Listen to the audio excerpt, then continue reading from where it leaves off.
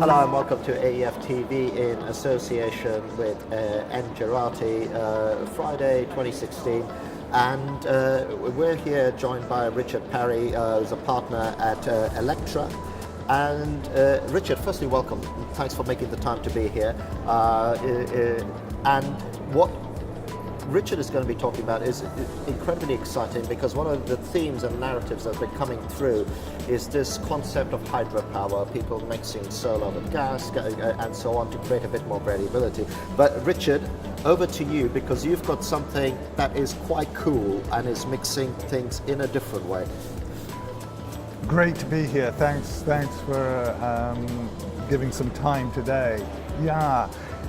So during this week, we have signed up a new renewable power deal in Africa, which we think may be one of a kind in Africa, and we're extremely excited about taking it forward.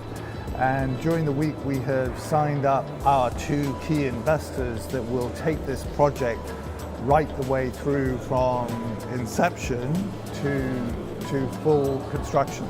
Now, on the investor side as well, sorry to stop you, it's like there is something quite powerful within who the investors are and what they are. It's a pure equity finance. So just tell people a little bit about what that actually means for a project, what sort of time shaving it gives you, and so on.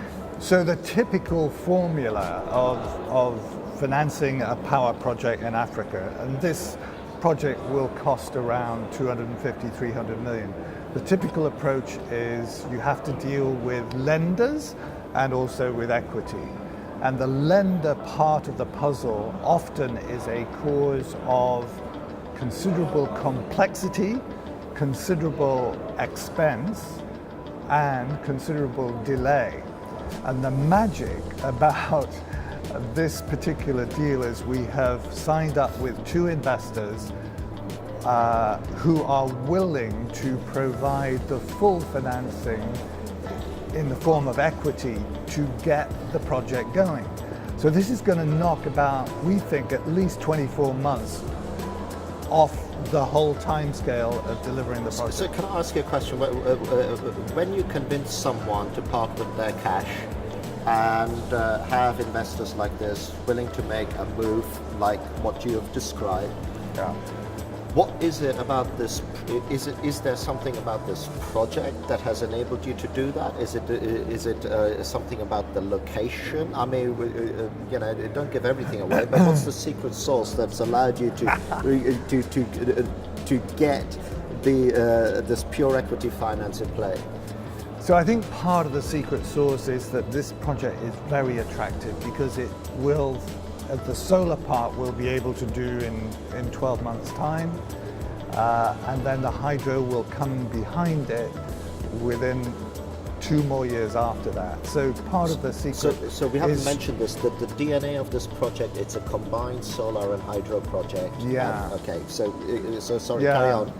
I'll maybe come back to that, but the secret sauce really is that this project is innovative in what it's offering and that it will achieve cash flow pretty quickly. But secondly, it's not too big so that equity funders are not scared away by providing all of the equity.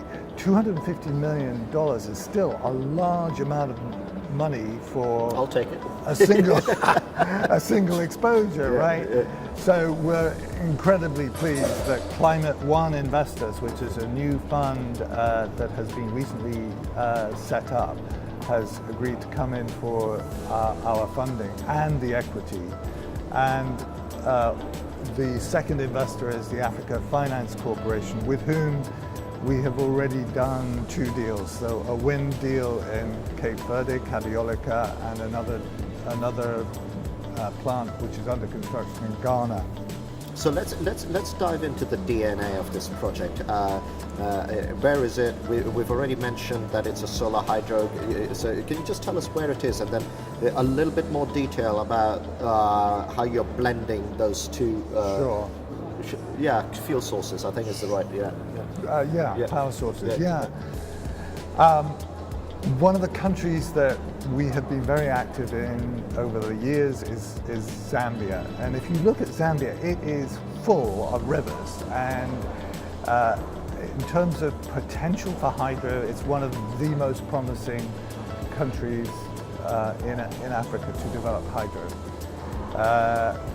And so our first step that we took was to do a satellite survey of all the promising areas that we identified.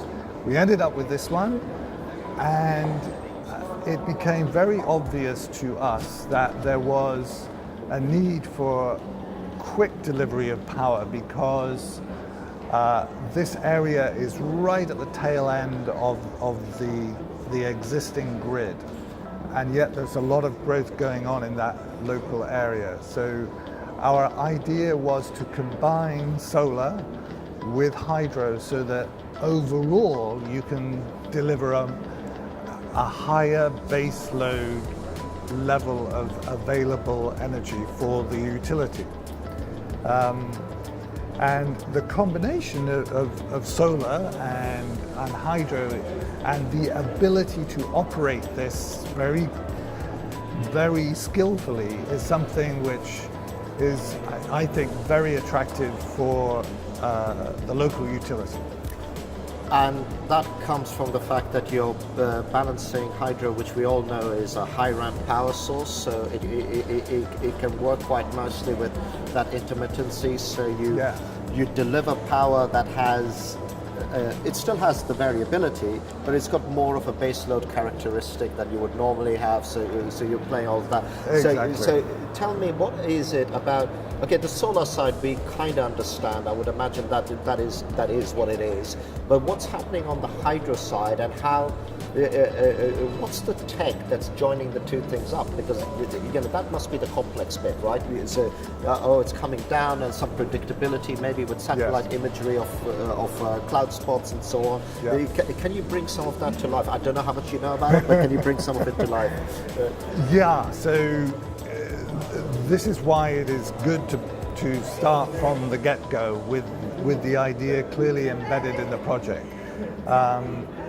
The technical side has been done before in other areas of the world, but we are confident that this is going to offer a new horizon, certainly for Zambia, and probably will be replicated by others once we get this going. You said something as well off air while you were telling me quickly about this project as well, and I want to probe that a little bit. You said the other good, interesting part about the hydro element is that it's in a flowing river, and so tell me about that. Are we talking about a dam here? Are we talking about river flow power technology? What are we talking about here? So we're talking about a cascade, right, of three powerhouses. It will be a cascade which is run of the river. We're going to build storage. There is a very deep ravine here, and there are no people that live in this area. So we're going to be able to store at least 2 or 3 days worth of energy. And so when you have a cloud that goes over the solar panel, you can kick in with the hydro immediately. So the interesting thing about that must be that in some ways, whenever man does anything on this earth, we're working against nature. But this sounds to me like it's much more in harmony with nature. Absolutely. Because you're not building a whacking great big dam and flooding a whole area. You're brilliant. It's a bit more like the water wheels of old, which kind of work with the river systems and had little storage and weirs and things like that. These are higher tech water wheels, but yes, absolutely. This is in an area of fantastic natural beauty. People will be able to see this on our website, actually. And one of Climate One's real missions in life is to try and identify projects like this, which are non-disturbing of the environment and yet hugely powerful in terms of contributing to the electricity needs of the market. And just as we finish off again, I get an overwhelming sense, and let's go back to the fact that we are here at AEF 2016. I've been covering this event for 4 years now. When I first started covering it, everybody was really frustrated, but not only about projects getting to financial close, but just viable projects full stop and so on. And it just seems to me, 4 years on, perhaps not unsurprising because the will was always there, that all of this stuff is fast tracking a lot more, and especially with, is that a net effect of renewables having some form of parity? Because again, you said with this project, the hydro part will take 3 years, but the solar side is going to be up in about 12 to maybe, give it a bit longer, but about 12 months, that sort of timescale. Yeah. No, there's no question that the affordability of solar in particular is a game changer. And for us, the important thing is to combine the deficiencies of solar with the efficiencies of hydro into a really virtuous package. So that's really what this is all about. Fantastic. And Richard, on that note, we'll leave it. Thank you very much for watching. Another broadcast from AEF 2016.